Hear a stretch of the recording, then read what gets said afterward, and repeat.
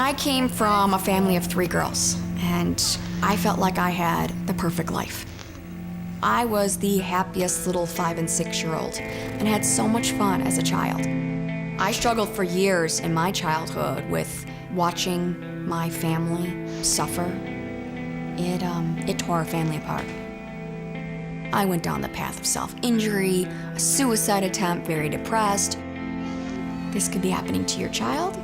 This could be happening to your next door neighbor, your best friend you've known your entire childhood, and you had no idea because of the shame that people carry.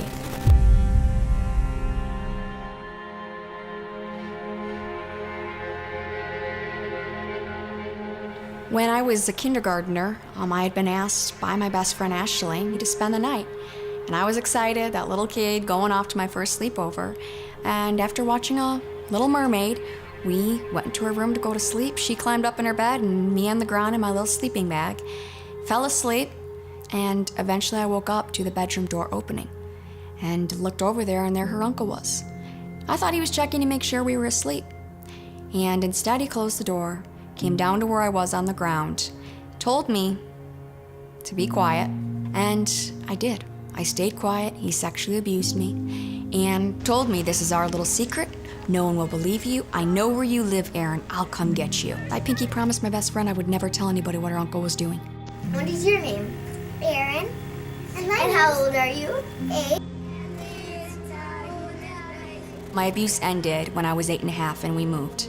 Suddenly I'm going to a new school, making new friends. Little did I realize by moving was getting me that much closer to the next perpetrator in my life. This time, it was my cousin Brian.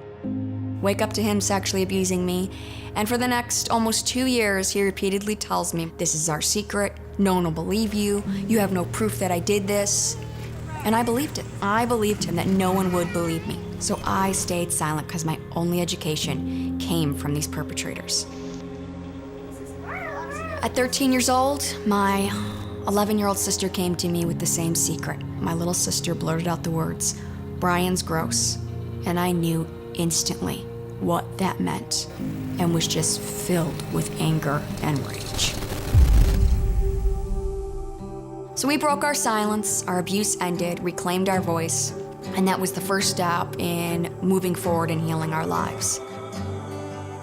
Because I had my parents' support and believing my sister and I wanted other people to realize that there is support for them out there as well.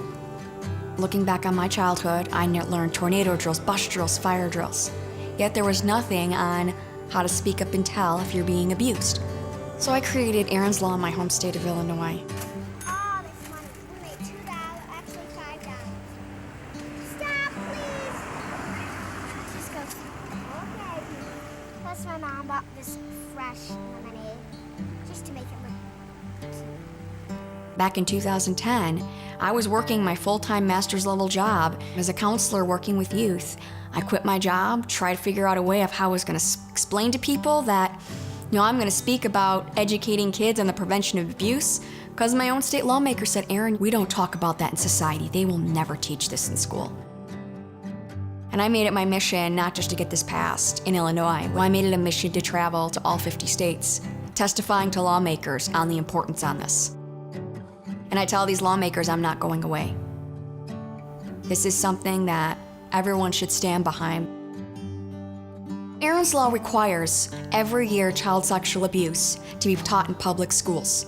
So once a year, students must be informed on personal body safety, on how to speak up and tell the differences between safe and unsafe touch, safe and unsafe secrets, and give kids these voice and educate our educators on warning signs to look for. How to properly handle when a child discloses abuse. And there are multiple stories as a result of Erin's Law being passed. We need to end the stigma and shame around this subject. Legislators, parents, teachers, they need to wake up and realize that this is going on. You all know somebody that this has happened to.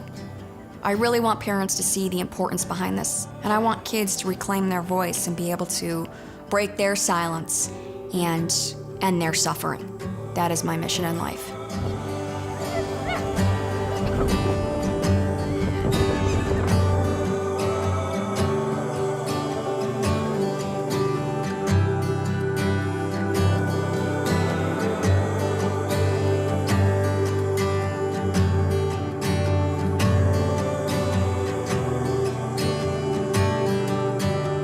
I don't care if this takes me a lifetime and, I'm doing this at 90 years old. This is, my calling in life, and I'm going to be fighting for this until the end.